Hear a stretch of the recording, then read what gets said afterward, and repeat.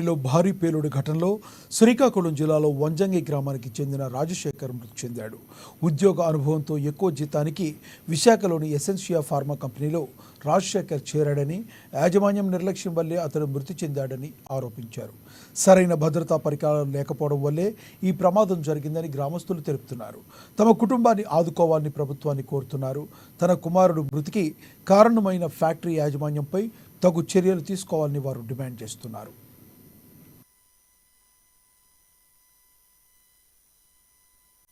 తాతయ్యలు చదివించిన తర్వాత ఒక స్టేజ్కి వచ్చాక వస్తాడని ఎంత సంతోషపడ్డారు. ఈ సంతోషపడిన దీంట్లో దేవుడు అతనికి అన్యాయం చేసి తీసుకెళ్ళిపోయాడు. ఈ కుటుంబ సభ్యులు మేము కూడా ఎంతో బాధపడుతున్నాము. దీనికి సంబంధించి యాజమాన్యం ఏదో చర్య తీసుకోవాలని మేము అనుకుంటున్నాము. వాళ్ళకి ఏదో ఒకటి చేస్తే బాగుంటుంది అనేసి వాళ్ళు నిరుపేద వాళ్ళ కూటికి కూడా లేదు, కానీ పిల్లల్ని బాగా చదివించేస్తే దేవుడు యాజమాన్యం మీద తీసుకోవాలని మేము కోరుతున్నాము. వాళ్ళకి న్యాయం జరగాలని మేము అనుకుంటున్నాము. ఇంకేం చేస్తారో యాజమాన్య బాధ్యత. నాయకులు కూడా ఏం చేస్తున్నా వాళ్ళకి సహాయం చేయమని కోరుకుంటున్నాము. వాళ్ళు చాలా ధ్యాన పరిస్థితులు ఉన్నారు. వాళ్ళ మీద ఆశలు పెట్టుకున్నారు. తల్లిదండ్రులు కూడా వాడు 20 రోజులు అయింది డ్యూటీలో జాయిన్ అయ్యి. అతనికి 20,000 అక్కడ ఇచ్చేవాళ్ళు రాజమండ్రిలో, ఇక్కడికి 30,000 ఇస్తారంటే ఇక్కడికి వచ్చి జాయిన్ అయిపోయాడు.